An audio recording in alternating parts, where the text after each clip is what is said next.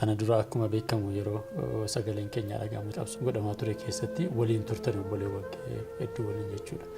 Warra sadaan ammoo warra quba qabdu dhimma diinii irratti waliin mari'attu haala amma deemaa jiru kanarratti marii taasistuu kallattii fuulduraan keessu waan isinirraa eeggamu bahachuudhaaf ni sochootu.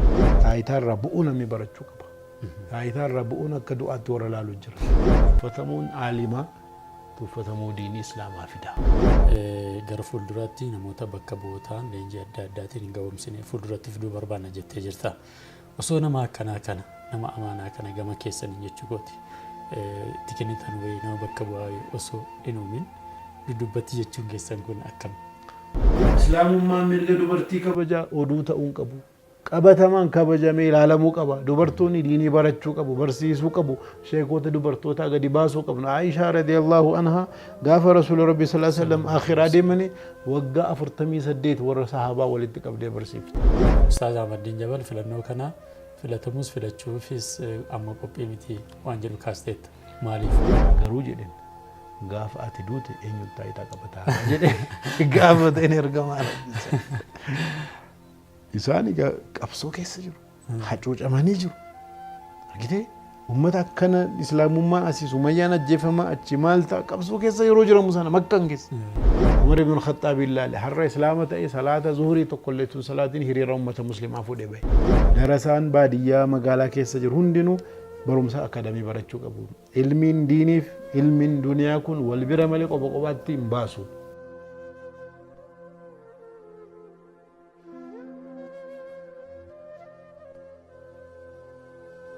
السلام عليكم ورحمة الله وبركاته.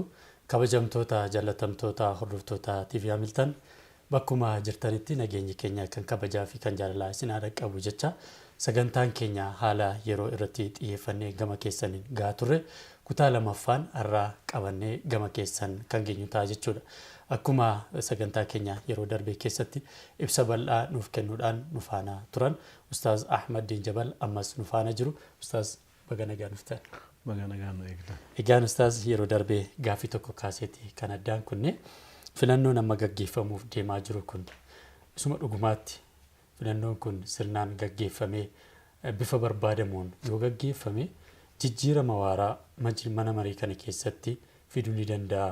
Rakkoo uummataa kana bu'uurarraa furuudhaaf furmaata waaraa ni ta'a gaafii jedhu ture. Bismillahir Rahmanir Rahim. Alhamdulillah Rabbil Alamin. Sallallahu ala Rasulillah sallallahu alaihi wasallam. dhimmoota mana marii dhimmoota islaamummaa Itoophiyaa gaafa laallu majlisa yookaan gaafa laallu qaamolee adda addaatu jiru.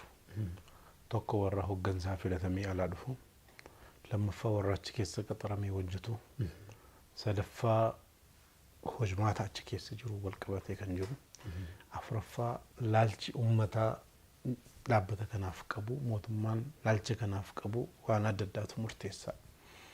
Namoonni alaa filataman waa hunda harka jaraa hin jiru. Haa ta'u malee immoo harki guddaan immoo harka jaraa jira. Hojjettoon achi keessa bara dheeraa qaxaramanii jiran fakkeenyaaf majlisa adda addaa yoo fudhanne dandeettiidhaan kan qaxaraman jiru, firaan kan dhufanii ta'antu jiru. Maal hojjettanii mindaa fudhattanii baatiidhaan jiraataartu hojjettee waa tokkotu hojjetii warra mindaa nyaatu jiru. Waan akka kana qulqulleessanii namoota qabatamaan hojii hojjechuu danda'u qofa warri immoo hojjetaa hin qabne godina hedduun majlisni hojjetaa dhaabbataa hin qabu. Aanaa immoo yoo ilaalla itti waa tokko hin qabu. Kana keessaas dabarfannee sadarkaa olaanaatti uummanni majlisni kun faayidaa inni qabu bu'aa inni qabu ilaalee rakkinni akka inni hiikuu barbaadamu kana ilaalee majlisa kana akka barbaachisaa ta'een hojjetaan humnaan maallaqaan cimsuun barbaachisaa. Irra caalaan immoo filannoo kanarratti nama isaa ta'u nama dandeettii waajjiraa biiroo seenanii hojii hojjechuudha wanti barbaadamaru. Ilmiin gara tokkoon jira kana lamman wal bira deemsisuu haala danda'uun namoota jajjabaa akkamitti gadi baafnaa kan jedhu kanarratti xiyyeeffatanii deemudha. Inni kaan immoo rakkinni hundeerraa hiikamuu qaban jiru.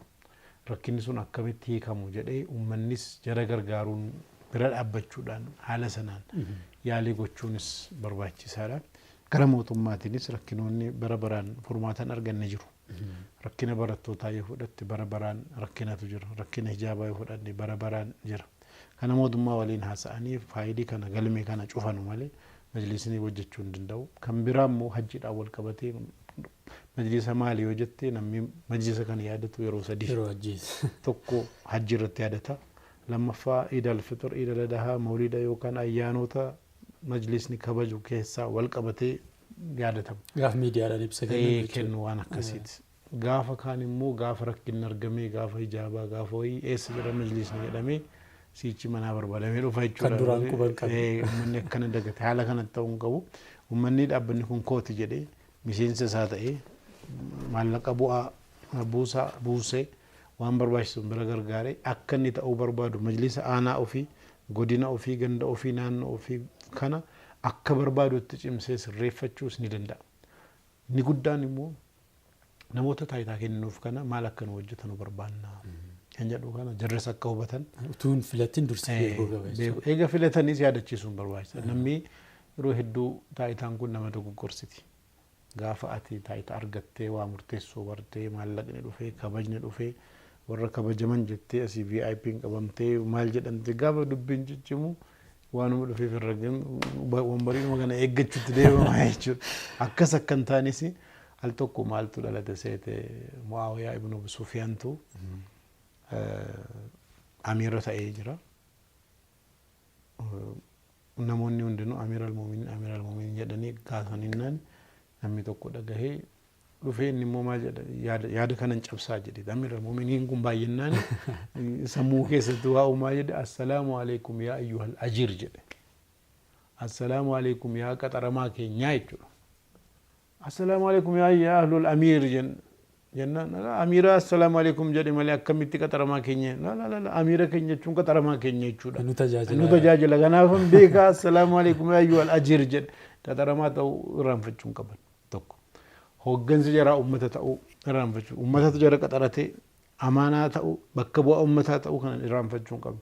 Sayyidul qawmi khaadimuhum akka jedhame hoogganaan caalaan ummataa mataan ummataa nama jara khaddamu akka jedhame sana akkas ta'ee argamu irratti khidmaa irratti argamu irraa eegama malee ani pirootokooliin kan koonaan malu ummata mari'achiisuu gaafate jette ummata si kaa'eetu jira sana dagachuu dhufu yookaan kallattii adda addaatiin ummataaf ati garaagarummaa akka qabdu ilaalte yoo deemte rakkachuutu dhufa jechuudha. Akkasitti akka hin taane fudhatamuunis barbaachisaadha.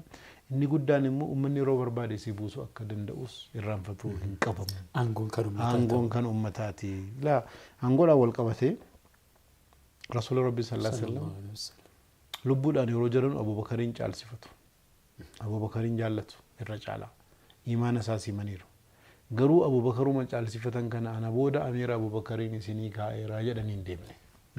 Mallattoo Abubakar caaluu dubbatanii malee amiirri isinii fi dhukkubsatanii guyyaa meeqa ciisani. Miti kana hunda keessatti uummanni kun akkam ta'a jedhanii Abubakariin hin deemne. Uummanni akka filatu uummataaf. Bakka koo Abubakariin kaa'eeran jenne. Akkaafuma isaan darbanu uummanni walgahii ta'an eenyuun filannaa. Warri ansaarotaa warri uummanni Madiinaa walgahii godhanii amiira filannaa tokko Sa'ad ibn Ubaadaa filannaa ebaluu filannaa jedhan Abubakariin jiru waltajjii sanarra Umar hin jiru. Uummanni walgahii filannoodhaaf deema. Rasuul Rabbi sallallahu alaihi wasallam ammallee hin qabaramne. Salaatuma kana eenyutu hogganii salaachisee qabarsiisaa nu gaanfidha miti. Kana filuudhaaf ta'aru. Booda Abubakariif Umar dhagahani bakka filannoo kana dhaqan. Gaafa dhaqanu uummanni filachuudhaaf nurra amiirra ta'u nurra haa ta'u jedhamaara. Maal inni walgahii ni jennaan amiira filuuf deemna. Bakka Abubakar hin jirretti bakka Umar hin uummanni filachuuf ta'aru. Umar taa'ee ilaalee tokko maal jedha minna amiir jedha warri ansaar. Amiiriin nurraa ta'uu qaba. Muhaajir immoo Rasuula Rabbi sallallahu alaihi wasallam muhaajira warra godaansaan dhufe nusi bakka bu'aa isaaniiti nurraa haa ta'u. Minna amiir wa minkum amiir akkana jedhama. Umar dhaabbatee ilaalee harka Abubakariin fuudhee amiirri keenya kunoo. Namman Abubakariin caala jettu mi'as bahii jedhe. Ilaalla dhugumaan yoo jiraatte jennaan uummanni guutuun gaafa Abubakariin ilaalu Abubakariin eenyu dorgomu achuma amiirummaa fudhannee jedhe haala kanaan. Ali radiyallahu anhu walgahii kana dhufne. Wanni ajaa'iba. Ali walgahii kana hin argamne. Hin nageenyeeyyuu. Booda maal jedhame filannoon bakka kanatti walgahamee filatame innaan filannoon sirrii miti jedhe Ali. Maaliif walgahii kana namoonni dhagahee waamamee deemuu qabaadha. Uummanni maal jedhe uummanni hin jirres Abubakartu filatamee dhagahan. Gaafa dhagahanu gammadani. علي مو فلنون ديمسي فلنو سري ميتي جده أشومان أمني مالني علي رتي آرني مال جدني عائشة حديث دبت بخاري استنكر علي وجوه الناس عليني فول لما أرجوخنا صداتشو تري ماليف أكملت علي فلنون دوكو غورا جدا أبو بكرين جالا أبو بكرين فلتمينين جنة عليين adeemsatu sirrii miti biyyi guutuun dhagahee mari'atamee maalidha kan alii garuu uummanni maalitti fudhate filannoon jiraannes jiraachuu baannus Abubakar ta'ennaan gammanneerra akkamitti filannoo kana mormaa jennaan aliin baatii jahaf fuula nama arguu kana qaana'e kanuma jechuu isaatiin maali fedhii ummataatiif faallaa dhaabbate jechuudha Aishaatu hadiisa kana dubbatti amma maali inni filannoo ummataa gaafa Abubakaris du'uu ka'u dhufanii أميرا نوفيلي جدا بكبواكي إسنين فيلو جدا نوفيل تمالينان يونا نسني فيلي انت قبلتو جدا اينا انت قبل لا يو تقبلت انتي بكبوان أني سني فيلو نمي جباني عمري جدا عمر موتو سبي سلاتشسو ورانمي ثلاثة رت ورانمي كفي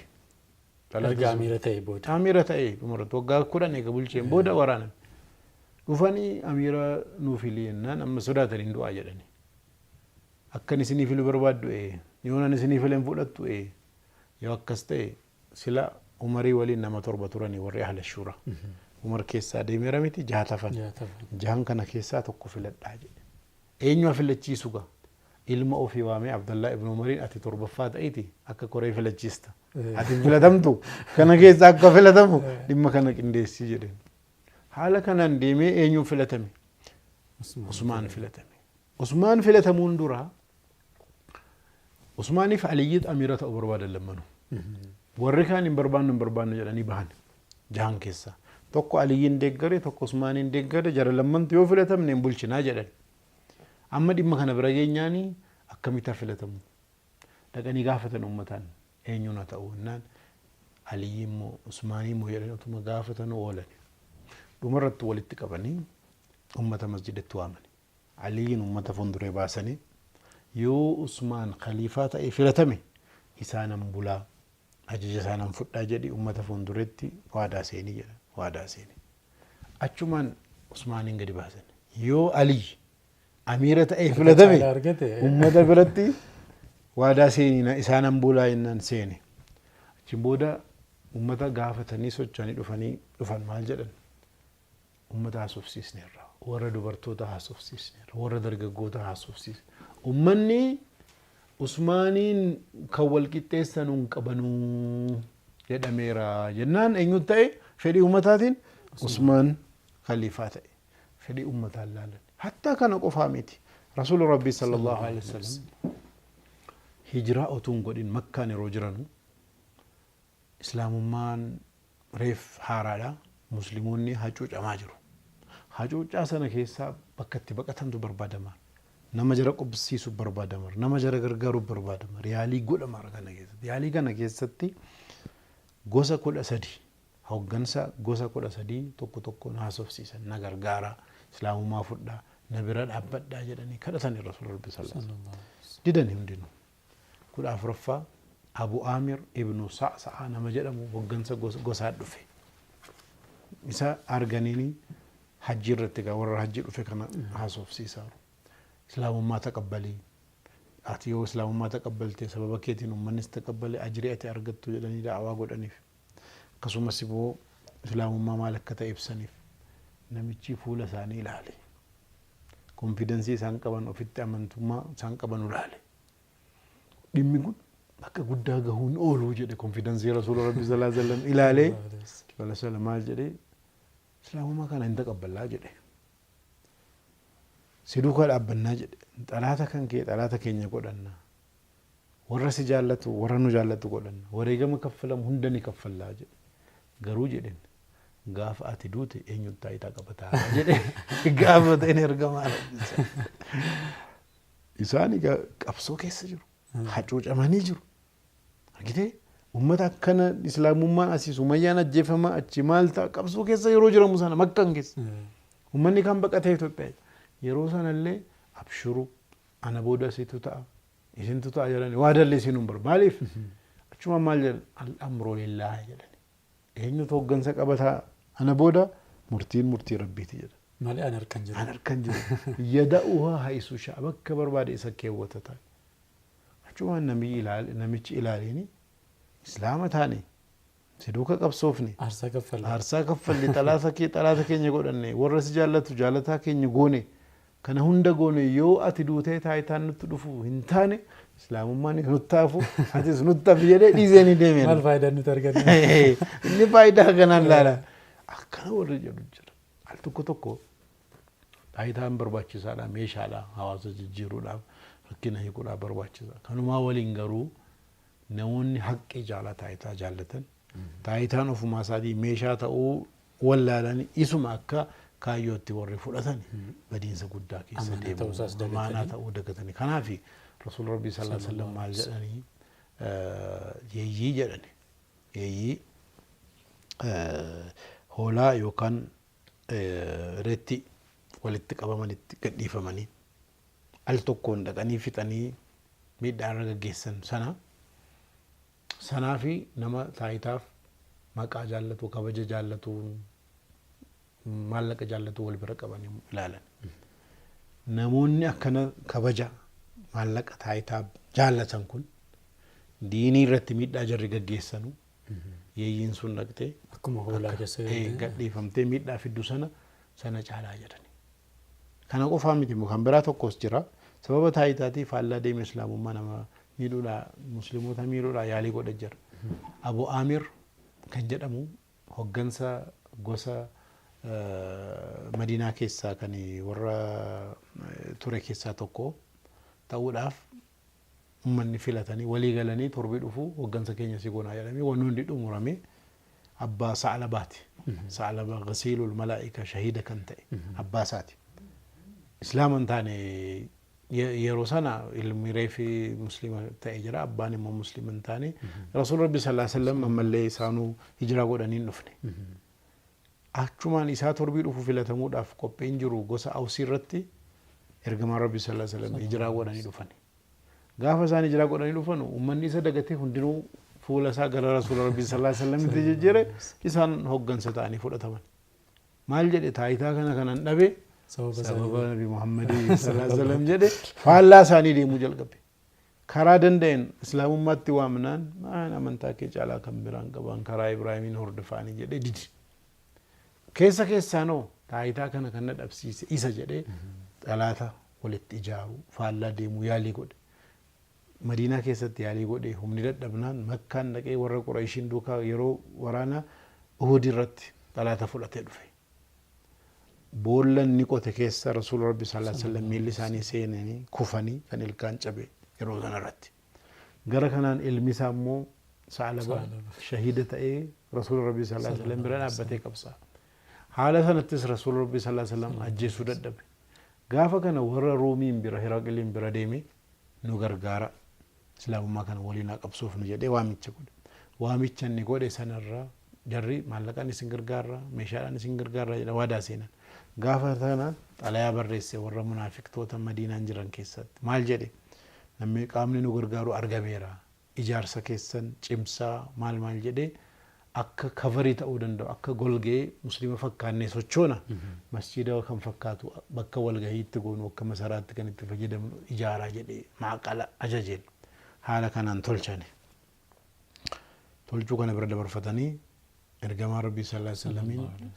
maal jedhan isaanuu ganuu barbaadanii soobuu barbaadan maal jedhan masjida rabbii ijaarre kottaatti salaataatti nu eebbisaa jedhanii dhaqanii waamaniin maaliif ijaartanii bakka kanatti naan achi fagaatanii ija keessa akkam buune isaanittuu hin dhiyaanne gaa fagaatanii tolchan maaliif naan ummata masjida isin bira dhufuu rakkatu achitti qabuudhaaf akkasitti salaatu baadiyyaarraa ummata dhufuuf salaachisuudhaaf tolchine jedhan rasuul rabbi sallallahu alaihi wasallam maal jedhanii alan waraana tabuukiin deebi'uun dhufee isin biratti salaataa jedhan aluma jirri isaan waraana tabuukii deebi'anu rabbiin quraana buuse masjida diraar jedha akka biran dhaabbanne jedhe masjida kana dhaabbachuun keessirrii miti jedhe masjida Qubaa sana keessatti masjida awwalarraa kaasee haqa irratti masjida dhaabbate warri of qulqulleessuu barbaadan masjida keessa jira achi dhaabbattee salaatta malee masjida jarri kun islaamummaa miidhuudhaaf tolchan keessan salaatin jennaan wahshiyyiin erganii rasuul rabbi sallallahu alaihi wasallam masjida sana deeksisanii guban jechuudha. Amma gaafa laaltu maaltu kana hundaan jara kana gaheenaan taayidaan harka koo seenuudhaaf deemte sababa kanaaf akkanan ta'e jedhee akkana warra deemu jiru bara hundayyuu ammas ni jiraata. Taayitaan yoon argadhe sirriidha yoon dhabe sirrii miti kan jedhee biyya jeequudha walitti buusuudha warra deemu jira. Kanaafuu rabbiin sodaachuun barbaachisaadha. Hawaasaaf yaaduun barbaachisaadha. Hawaasaaf yaaduu jechuun immoo dirqamaan filatamaa miti. Namni kamuu namni na caalaa yoo jiraate isatu nurra wayyaa isatu jennee amaana haala kanaan itti kennanii majlisa barbaachisaa ta'e baasuudhaaf waliin hojjechuun nurraa eegama jechuudha. Egaan ustaas akkuma ati yeroo darbillee kallattii adda addaatiin bifa barruutiin barreessaa turteen namni gara hoggansaatti dhufuu qabu namni mana kana uummata kana bakka bu'uu qabu yoo xiqqaatee baakgiraawundii isaa barnoota akaadaamiilee qabaachuu qaba ilmi shari'aatiin cinatti jettee kaasaa turte.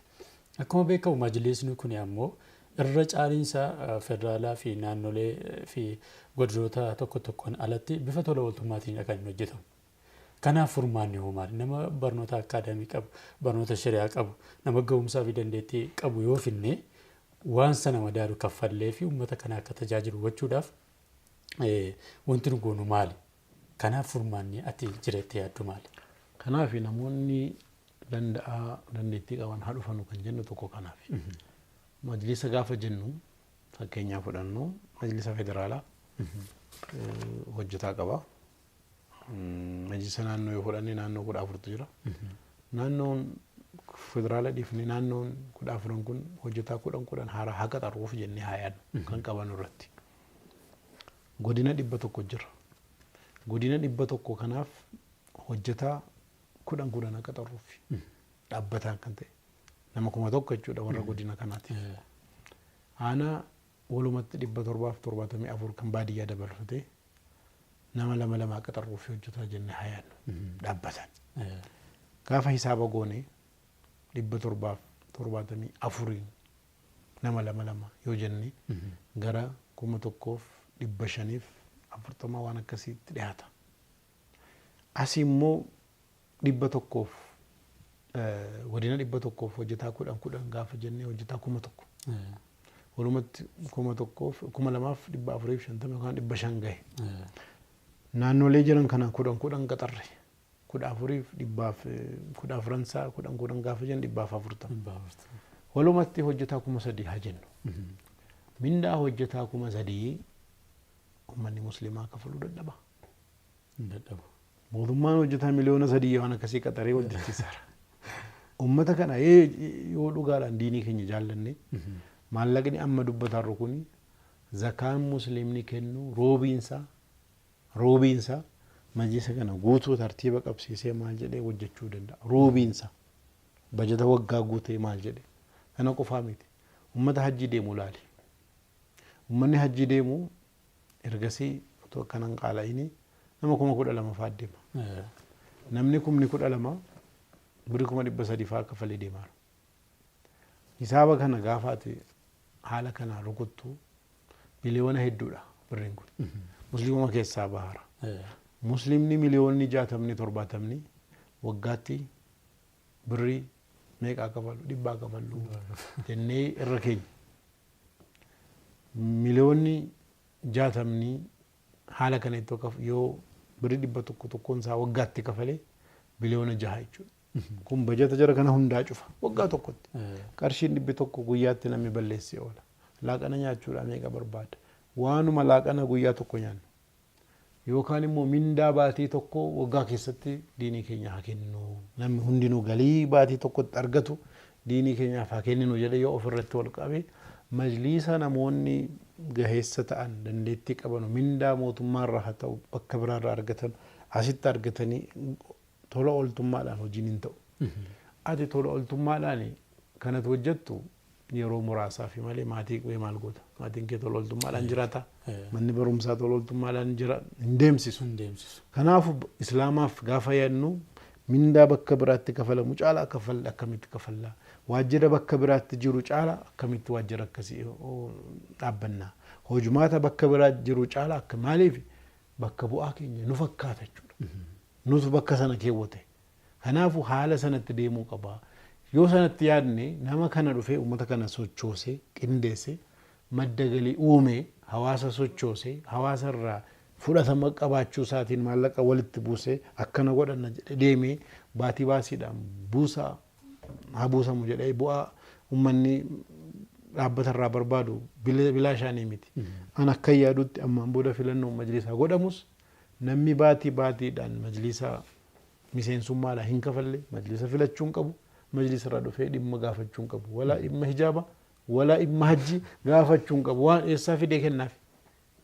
Yoo ati kafaluudhaaf fedhii hin qabaanne miseensummaadhaan yoo ati kafaluu hin dandeenye akkamitti dhuftee barbaada. Kanaafuu majlisa dhugaa yoo barbaanne afaaniin fedhiin miti.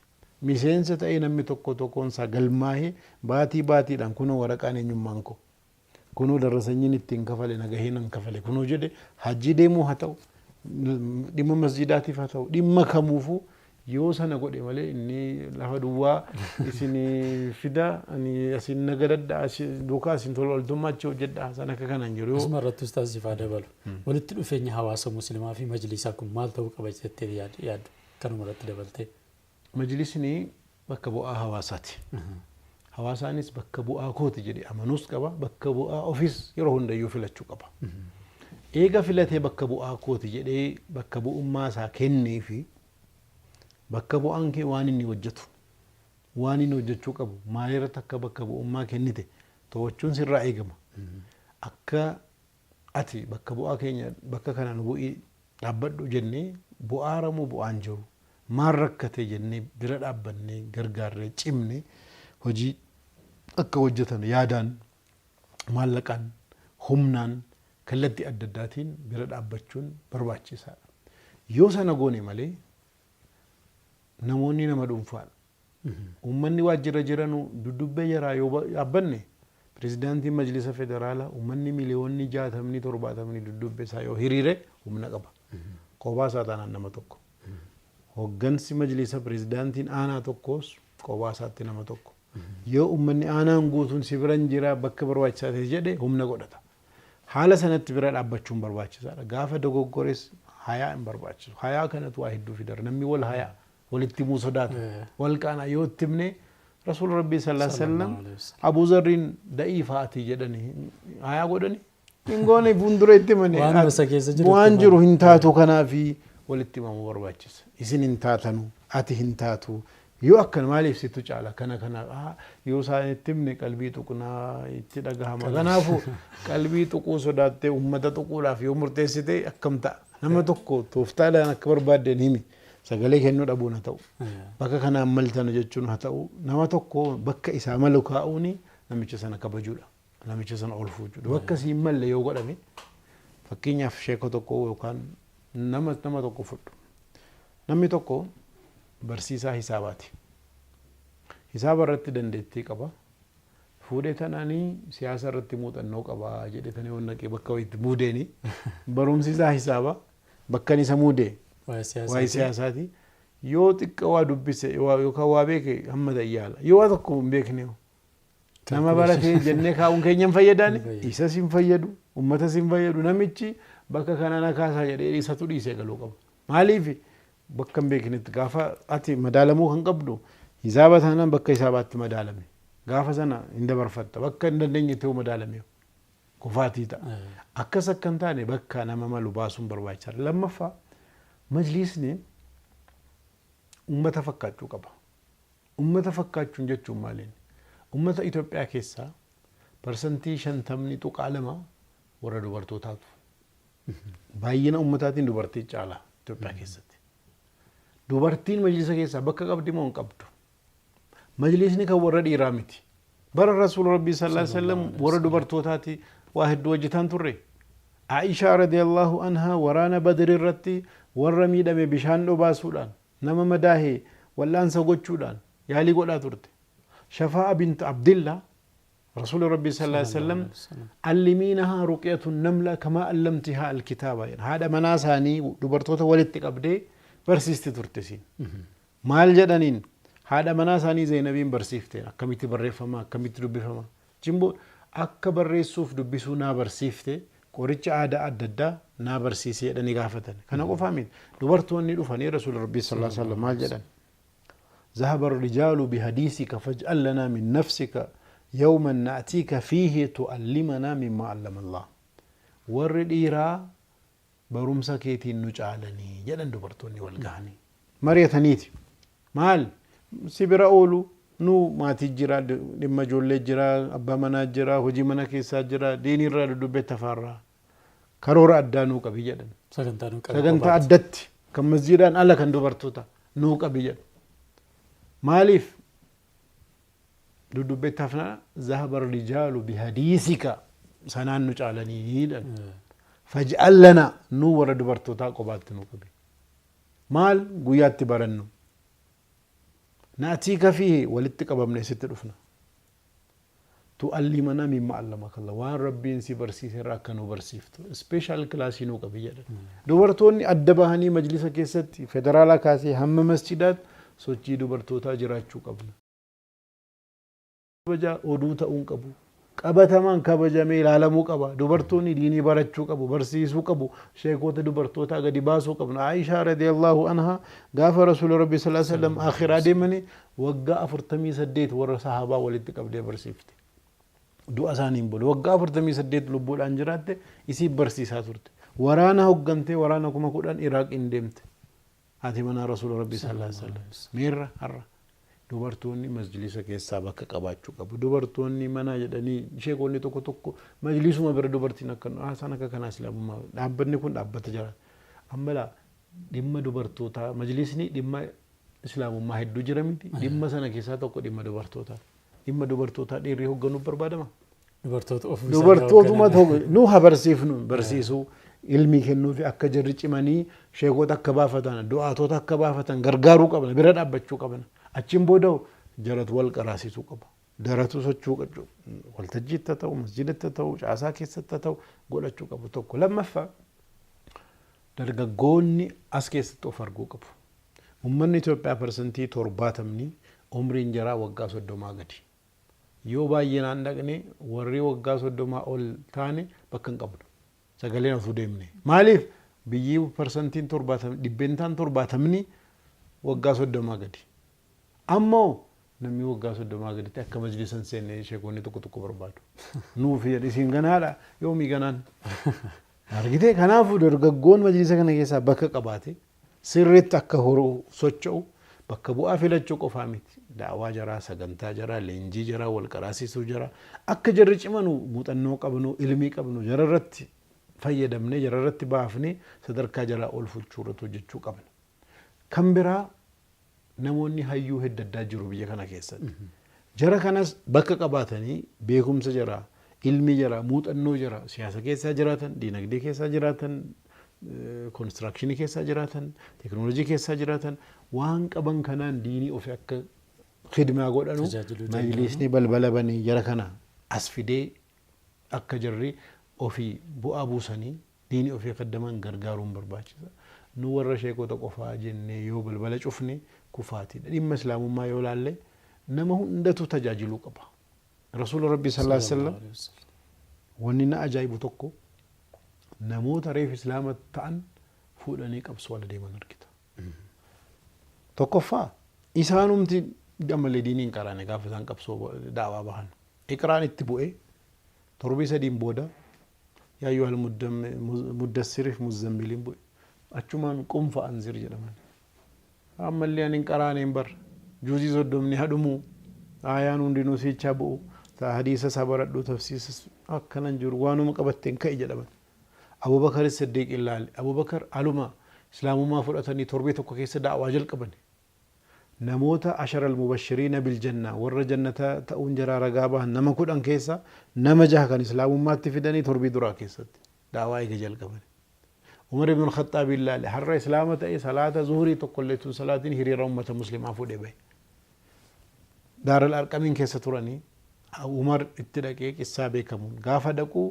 أتشكيس مال تجر عمر رفنان صحابان صداتني رسول ربي صلى الله عليه وسلم قدباني يو حقي لا رفه يو هم ناف رفه أن ينجر صداتنا جدا يوم مودو قال رفه واتوكم يتلني fuuldure sahaboonni dubbii rasuulaa dhokatanii umariin umar achumaan shahadaa jedhatee maal jaa rasuula rabbii sallallahu alaihi wasallam haqqi irra jirramu haqqi irra hin jirru jedhe haqqi irra jirra yoo haqqi irra jiraanne maaliif sodaannee dhokanna mana keessa maala goonu hiriira habaanu maala goonu saffii tokko hamzaan hogganu tokko annan hoggana laa ilaha illallah allahu akbar jennee ka'aba deemnu haramii makkaa keessa aaluma sana dhuguma jedhanii hoggansa jaratti kennan anatu hogganaa ta'a jenna achumaan hamzaa tokkotti kennanii fuudhaa deemaa jedhan argite ammumaan islaama maal qaraate ati amma dhufte akkana jetta ammallee qaraate kana hunda keessan seen gaafa fatii makkaan banuu deemanu nama 10,000 fuudhanii deemani nama 10,000 gaafa isaan fuudhanii deeman warri kun maalinni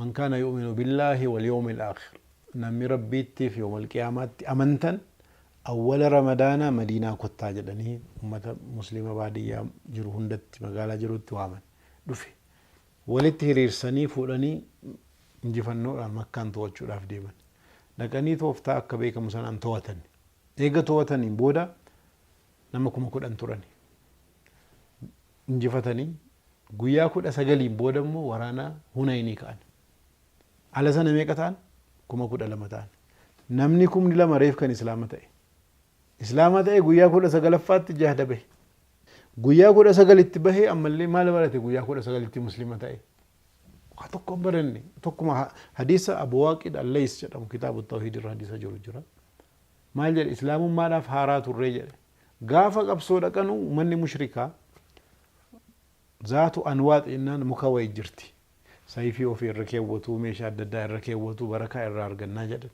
ummanni kun reefa islaama ta'e kaleessa warruma kana godhaa ture alalaalanu hawwane jarris maal jedhan ija'al lana zaatu anwaatiin kamaa law akka jarri zaatu anwaatiin qabanu nuufis godhaa jedhan maal ummanni kun ammalee tawhiid hin galleef otuma tawhiid hin galin garri qabsoo diiniidhaaf jiru argitee nama kana hunda diiniidha akka tajaajilu gochuutu tooftaa rasuula rabbii sallallahu alaihi wasallam manhajni isaanii kana ture amma diinii kan khaddamu warra barate qofa namni hundinuu dhaabbadhaa jedha akkuma kubbaa miilaa argitee istaadiyeemii namni 60 seenaa nama 22 godha tokko garagana inni kaan taa'ee ilaala diiniin akkanaa miti ummata guutuutu hojjechuu qaba ummata guutuu bobbaasuu qabna ummanni guutuu waan qabu malee akkanatti ta'u malee injifannoon ammoo nama muraasatu waan hunda baaddanna jedhe baaddachuus dadhabe kufe diiniin keenyas duukaa miidhamaa jira jechuudha.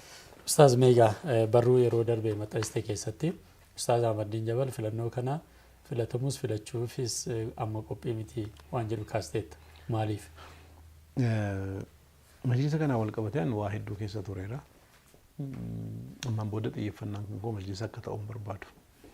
Kanaaf ani filannoo kana irratti namoonni ciccimaa ta'an akka filataman kan akka kaasaaruuf madaalli kana ilaalamee kan jedhu tokko kana.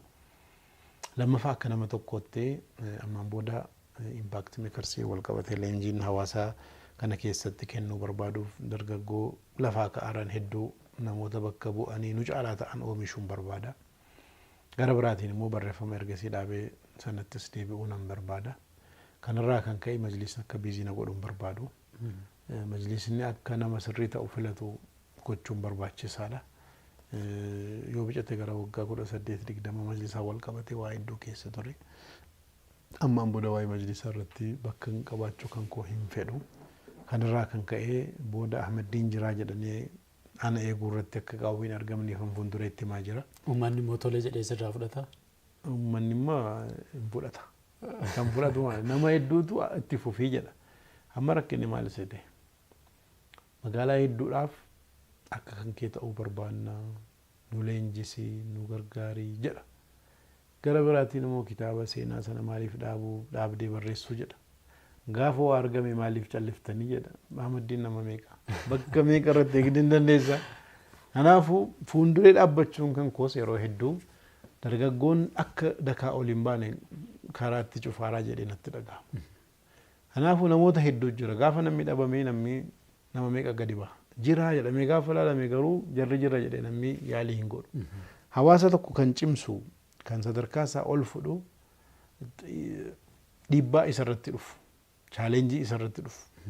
Chaalenjii sana arguunis barbaachisa. Namni hoggansa kan ta'u yookiin nama argee fakkeenya fudhata. Aanaa jirutti, godina jirutti, safara jirutti, masjida jirutti anumatu kanaaf jira jedhee deemuu barbaada. An hojiin islaamaa wajjedhu nan dhaabaa miti. hamma lubbuun jirutti waan dhaabbatu sun haa ta'u malee majliisa jedhamee waan jedhu wal qabatee kallattiidhaan hariiroon an qabu sochiin an qabu akka dhaabbatuun barbaadaadha malee bu'aa buusuun hin jiru jechuudha miti. Ani immoo irra caalaa kanan bu'aa buusuu danda'u ammaan booda kanan jedhee yaadu ijoollee hedduu kan hawaasa keenya tajaajiluu danda'an akkamittan cimsaa akkamittan jara sadarkaa olaanaatti baasuu danda'a kan jedhu irratti barreeffamaan haa ta'u leenjiin haa ta'u kallattii adda addaatiin sanarratti xiyyeeffadhee otoo hojjedhee irra caalaa bu'aa buusuu danda'a jedhee tan yaada kanarraa kan ka'e jechuudha. Egaa ustaas kana dura akkuma beekamu yeroo sagaleen keenya dhagahamu sochii qabsoo godhamaa ture keessatti waliin turtan obboleewwan hedduu waliin jechuudha. Warra sadaan ammoo wal quba qabdu dhimma diinii irratti waliin mari'attu haala amma deemaa jiru kanarratti marii taasistuu kallattii fuulduraa ni keessu waan isinirraa eeggamu ba'achuudhaaf ni sochootu.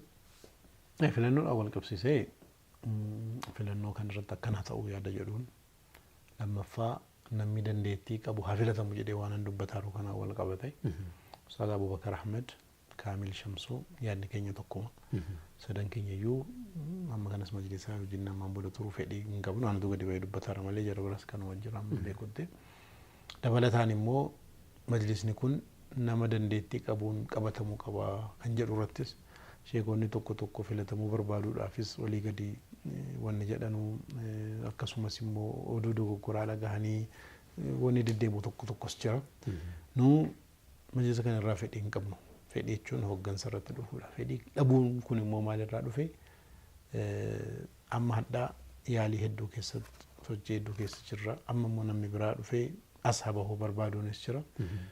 Ganamaa galgalas majlisni namoota dhuunfaadhaan yookaan namoota muraasaanis qabamee hamma lubbuudhaan jirrutti qabsoofnirraa kanaafuu keenya wanni jedhamus hin jiru islaamummaa keessatti.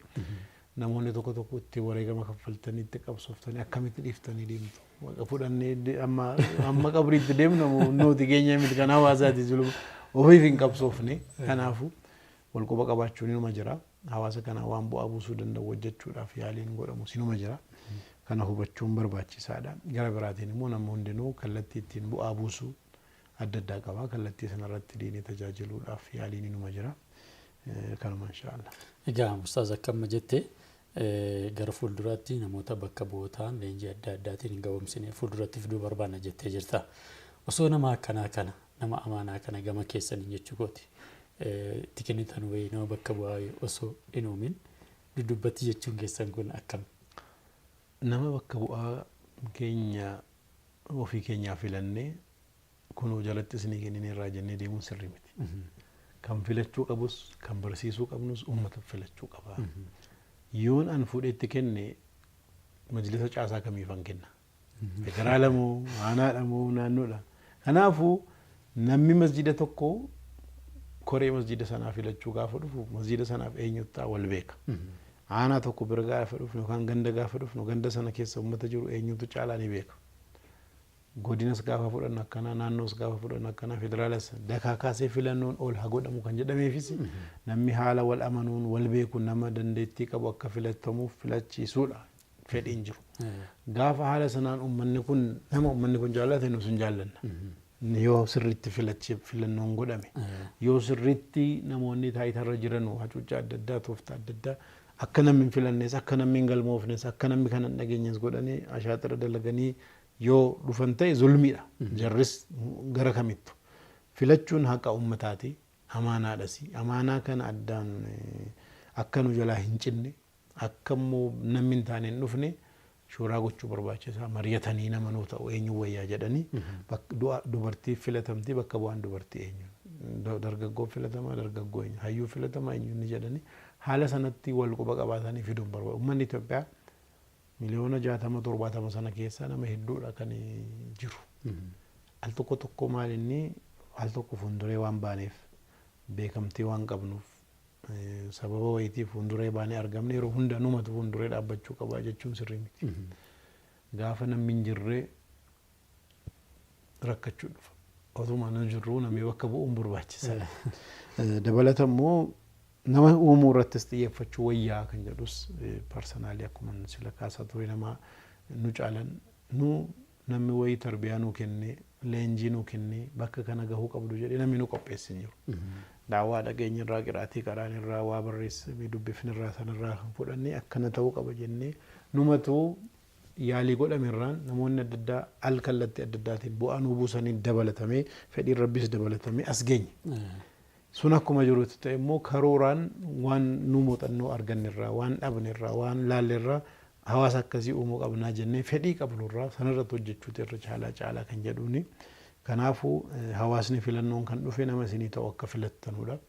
Yoo filattanii immoo isinii ta'uu dide boris mallattoo sassaabdanii nurraa kaasaa jettanii kaasuus mirga akka qabdan baruu dhaabbanni kun keessanii. Akkasumas immoo filannoon amma filatamaa jiru kun filannoo keessanii. Gara kamittuu filannoon akka sirriitti godhamu qabsaa'uun aadaan hoggansa baruun hogganamuu baruunis kun baay'ee murteessaadha. Nama hedduutu akkana ta'uu qabaa jedha. Garuu immoo nama filate kana deebiseen dhagahu. Yoo akkas ta'e hogganamuu danda'uun dirqama. Kanaaf Rasuulli Rabbii sallallahu alaihi wasallam kallattii hedduudhaan namni ebalulle yoo isinitti muudame dhagahaa jedhanii cimsanii kan himaa turani. Uummata baadiyyaa ture uummanni Arabaa sun. Jaahiliyyaa keessa nama ture wal dhagahuun hin ture. Gosaan maalii malee karaa diiniitiin wal dhagahuun hin ture. Kanaaf garba kan ta'e biyya Habashaarraa kan fuulli isaa gurraacha ta'e kan mataan isaa cancalee bakka hin qabaanne illee yoo namni sammuu namaa keessatti nama dudubbeetti hafaadha jedhanii yaadu. Namni akkasiillee yoo hoggansa keessan godhamee filatame dhagahuun dirqama keessanii kan jedhu namni barachuu qabaadha hogganamuu. Maalirratti hamma wanni ajajni sun haqa ta'e argamutti. Qur'aanaaf hadiisa hamma hin faallessinitti. Yoo faallesse abbaa barbaade ta'e dhagahuun qaban. Abbaa barbaade maan ta'e akkun hubatamuu qabaa jechuudha. Ustaaz egaa akkuma kana durallee dubbachaa turte dhimma filannoo majlisaatiin wal qabsiise akkaataa filannootti gaggeeffamu qabullee irratti qorachaa barreessaa akka turte dubbataa turte. Filannoo ammaa kanaafillee bu'uura filannoo kanaaf kan kaa'eessidha. Yeroo sana keessatti filannoon yeroo hin qabu yeroo murtaa'ee fi filannoon majlisaa waggaa ammaa kana yeroo akkanaa ji'a baatii akkanaa keessa gaggeeffamu wanti jedhu wanti taa'ee hin jiru. Kanas kan isii kaasuuf yeroo ammaa kana filannoodhaaf galmeen gaggeeffamaa jira. Yeroo iddoo adda addaatti buufanni filannoo haa jiraatu malee bakki inni hin qaqqabne jira.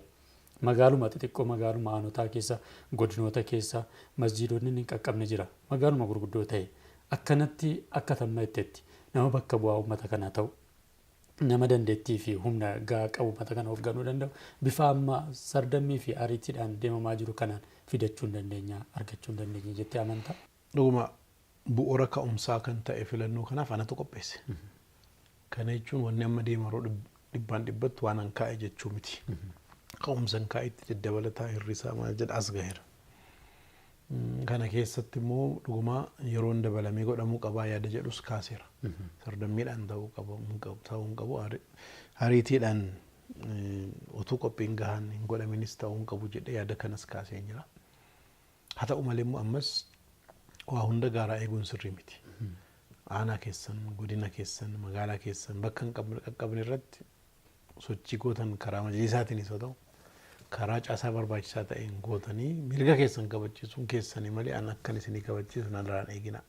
Isintu kabachiisuu qabda. Mirga keessanii isinitti dhaabbachuu qaba. Maaliifi magaalaa kana gaheeraa hin geenye wannan beeku hin jiru. Kanaafuu gahuu qaba wal hanqinni hiikamuu qaba akka hiikamu yaalii gochuun barbaachisaadha. Dabalataa koreen filannoo kana raawwachiisuudha boordiin filatamee jira. Kallattii adda addaatiin jara quunnamtanii guyyaa filannoos jarri kaa'anii jiru. Yeroo sana keessatti galmaahuunis hirmaachuunis mirga keessanii sanaa jaraa wajjiniin hojjechuunis barbaachisaadha. Kana haala kanatti haa hubatamu. Filannoon waggaa 5 godhamaa jedhamee barreeffamee jira. Kanaafuu sheekonni tokko namoonni tokko filannoo baranaan booda filannoon akka hin jiraanne warri barbaadan jiru. Kunis sirrii miti. Baramuu qaba. Namni taayitaarraa bu'uu namni barachuu qaba. Taayitaarraa bu'uun akka du'aatti warra laalu jira. Waa hedduu baratanii achirraa du'uu mannaa bu'uurra du'uu mannaa jedha. Akkamittan kana hunda baradhee ka'ee akka nama tokkotti uummatatti makadhee deemaa waan akka kanaa hin jiru. Lubbuudhumaan kabajaan bu'anii makatanii deemuun waan guddaadha. Warri majlisa seene sababa hedduudhaaf kaan arrabfamee, kaan xiqqaatee, kaan abaaramee, kaan maal jedhee bahara. Akkas akka hin taane yeroo qabnu, daqiiqaa qabnu, sa'aatii qabnu sirriitti hawaasaaf kennanii asirratti namni si gaafatus, si gaafachuu dhiisus rabbiin biratti gaafatamu hin jira. Hawaasa biratti xinnaachuun kabajamu hin jira. kana hunda hubatanii haala sana hojjetanii deemuudhaaf of kennanii cimuun barbaachisaadha. Akka ummataatti immoo dhaabbanni kun dhaabbata ummataati. Dhaabbata ta'uus dagatamuu hin qabu.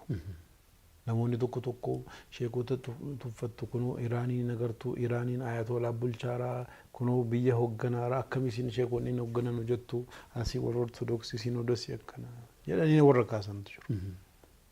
An sheekonni hin hooggananuu hin danda'anu hin jenne. Achi keessaa warri danda'u jira. Baay'een jaraa garuu hin danda'anu. Maaliif hin dandeenye? Sababa barumsa jarri barataniif, sababa jarri keessa dabarfataniif muuxannoo dhabuurraa haa ta'u siichi dhufanii keessa hirmaataa miseensa ta'a masjida hoogganaa waan adda hoogganaa koree ta'a keessa argachuu qabu malee sheekota qofa yoo jenne hin kufnaa ta'u. Lammaffaa majlisni maal hojjetaa? Naan majlisni kutaa adda addaa qaba. Namni majlisa irratti dhufee kutaa adda addaa hooggana. Tokko kutaa seeraa hooggana. Tokko kutaa seenaaf hambaa muslimaa hooggana. Tokko dhimma bulchiinsaa laallata. Akkana tokko miidiyaa fi communication hooggana. Namni waa'ee barumsa kanaa hin qabaanne. Namni kana waa walitti fakkaatu hirmaatees keessa seenees barumsa fudhatees muuxannoos hin qabaanne. Finnee gaafa keenyu hojii kana hin fayyadamoo hin kuffifna. Hin gargaaramoo hin miina. Kanaafuu hojii kamuufuu hojii sana eenyuun madaala jennee hojii sana majlisa keessa ilmii qofaa miti kan jiru. Dhuguma mana marii ulamootaa irratti dhimma ilmii jira. Bulchiinsis achi keessa jiraatullee jechuudha. Ulamoonni haseenan. As keessatti garuu damee adda addaa qaba. Kutaa adda addaa qaba. Gahee adda addaa qaba. Gahee kanaaf eenyutu ta'a jennee ilaaluun barbaachisaadha.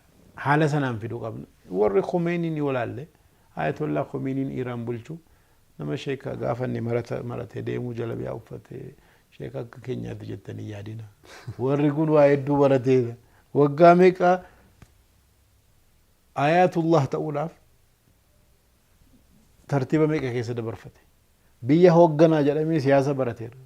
Waa'ee higga mangistii qorannoo nama gaggeesse. Higga mangistii addunyaa. Siyaasa nama barate namichi kun. Afaan Ingiliffaa danda'a, Faransaayifaa danda'a. Afaan adda addaa barateera. Leenjii adda addaa fudhateera. Sadarkaa dakaa kaasee gaafa Khomeiniin duraa jiru namichi kun itti aanaa ture. Waggaa dheeraa jalaa kaasee qabsaa ture. Bara 1979 irraa kaasee namichi kun taayidaarra jira. Dargaggummaa irraa kaasee as gahe al tokkotti as ilaalina. Kanaafuu barumsa keessas haa ta'u muuxannoos haa ta'u nama waraana hoogganaaru. Nama biyya hoogganaaru. Biyya jaraatiif niwukilaariin tolchaa jedhee nama qabsaaru. Yoo sheekonni keenya as gahani parsantii 100 filannaan akka jirra ol guddatan nu barbaadu. Akka biyyaattu gaafas. Kanaafuu sana wallaalleetii miti. Garuu ammas jaalala irraa kaanee akka jarri ol ka'an nu barbaanna. Darasaan baadiyyaa magaalaa keessa jiru hundinuu barumsa akadamii barachuu qabu. Ilmiin diiniif ilmiin duniyaa kun wal bira malee qofa qofaatti hin baasu. Ummata dudubbeetti ta'u nama miidhaa. Seenaa keessatti hanqina sababa hanqina sheekotaatiif miidhaa hedduutu islaamummaatti dhufe. Seenaa yoo dudubbeetti dhaqanii ilaalle waa hedduutu dubbatamuu danda'a. Fakkeenya kaasuu dandeenya. Fatwaa sheekonni seenaa keessatti kennanii dogoggoraan booda dogoggorra jedhanii sirreessan kan miidhaa hedduu fide lakkaa'uu dandeenya hedduu. Kun hundinuu maaliif sheekonni nama masjida keessa gaafa dhufan Profeesarri Yuunivarsiitiirraa dhufee salaataa, bulchiinsi mootummaa dhufee salaataa, barattoonni bakka adda addaa baratan jiru, daldalli adda addaa jira. Nama kanaa gadii miti sheekni. Sadarkaa sanatti yoo bicate giddu galeessa beekumsa hundaa qabaatee warra siyaasaa irraa gaaffii dhufu hubatee waan sanaa deebii kenna. Warra diinagdee irraa kan dhufu hubachuu qabu. Barattoota irraa waan dhufu yoo barattoota gadi ta'ee dubbisuuf barreessuu hin dandeenye yookaan sadarkaan isaa gadi bu'ee tuffatamuu dhufa. Tuffatamuun aalimaa tuffatamuu diinii islaamaa fida. Kanaafuu warri durii sababa kamiifuu barumsa dhaban. Amma garuu kan galgalaa haa ta'u, kan guyyaa haa ta'u, distaansiidhaan haa ta'u, ergamsaan haa ta'u, karaa kamiinuu baratanii sadarkaa jaraa ol cimsuu qabu. Yoo akkana godhani malee waggaa 30 booda bakka hin qabanu sheekonni. Maaliif? Hawaasa jijjiiramaara. Hawaasa jijjiirama hawaasaa kana dagachuun sirrii miti. Amma ummata Itoophiyaa yoo laalle waggaa 20 hadhaa ummanni lakkaawame. Ummanni gaafa lakkaawamu 2005 akka Awurooppaatti ummanni Itoophiyaa miliyoona 74.6 waan akkasii ta'e. Walumaa galatti akka biyyaatti. 2007 waggaa lamaan booda labsiin godhame. Gaafa labsiin sun godhamu miliyoona 76 waa ta'e. بركم لما فشان أكا أوروبا رافي هر بركم لما أفريق دميشان جدو وقاري قدام مجر وقاري قدام من كانت أمني توبيا مليون شنتم دبله مليون شنتم كان كيسا مليون دي قداميشان مسلمة أمتها هارا كانت رفيجو يودو دبت دايبن برد موت من درجي كفو أمني توبيا مليون أفرتما توري مليون أفرتما توري أتشمو ديمتي غافا أدوا ورانا أدوا مليون أمني توبيا مليون جهاتوري قوتهم بيجايتشو أما أمني بايتها غافا ديمو فإن بايتار برمسي بايتار هبنون بايتار غافين بايتار موتو مرة ستو موتو مرة ستو مجلس الراسة تو ولموت الراسة تو هذا فأبارا ونيني بربادو وانقليز بربادا موميتي إرجسي غافنو جولي من برمسا قالو sadarkaannu mana barumsaa galle ittiin baran har'a ijoolleen kanaan hin barattu sadarkaa olaanaa barbaadde jijjiirama barbaadde jireenya olaanaa barbaadde ergasii miilaan deemaa konkolaataadhaan eenyu deeme amma kiiloomeetirii 2 makiinaan malee isheetti balu magaalaatti ijoolleen hin deemtu maatiinis hin sodaata waa hedduu dabalaara islaamummaa bira gaafa dhufnu akkamitti hin daballe fedhii kana hunda nama hogganu nama hubatu addunyaan garam deemarti ameerikaa keessatti khutbaanii garee ulamootatu jira imaama masjidaa hunda miseensa kan ta'an amjaa jennantu jira amjaa irratti kanan dhiheenya tokko arge marii godhamaa ture khutbaan jumaa powerpointii ta'uu qaba powerpointiidhaan akka presentation namni waan argu waan dhaga'u godhamaa fi ta'uu qaba sana malee ummata kana xiyyeeffannaa ummataa qabanii ergaa keenya dabarsinee jumaan sirriitti hojjetaa jiru amma keenya maalinni jumaan kitaaba khutbaa jennantu bitama kitaabni khutbaa Muhammad Hassan qopheessee baluun biyya adda fudhatanii sanuma dubbifama wanni dubbifamaa ruufu manni kun waliin fakkaatu kitaabni kun biyya biraatti kanaa waliin kanaafu maalinni yoo akkana dudubbeetti hafaadha jedhamnee sammuu namaatti ilaalamne akkanatti hubatamne dhageettii keenya dhabna gaafa dhageettii dhabne kufaatii dhufa kufaatiin ulamaa kufaatii diinii fida kanaafu sheekota qabnu ulamoota qabnu gargaarre warri baratanis warri hayyootas gorsaa jaraataanii barsiisota jaraataanii cimsine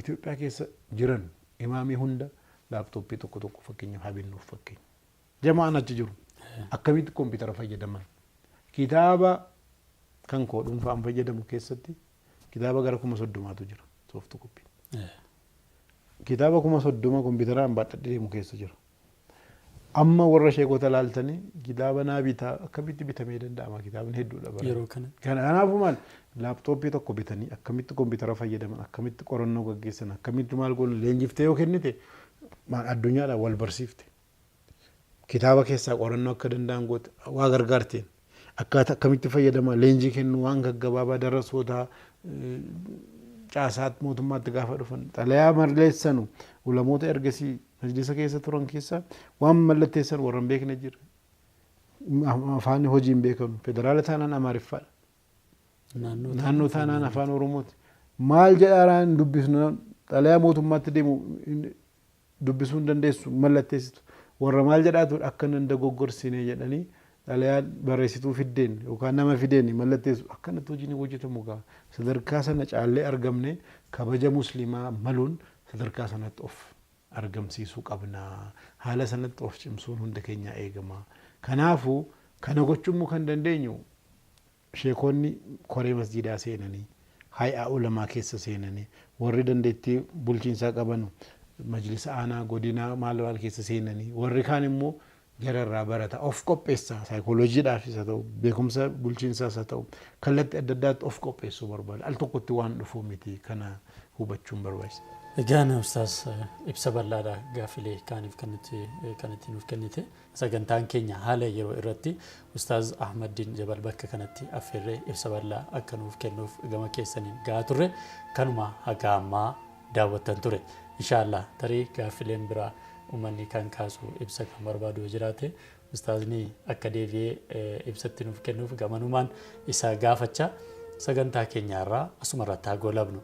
السلام عليكم ورحمة الله تعالى وبركاته.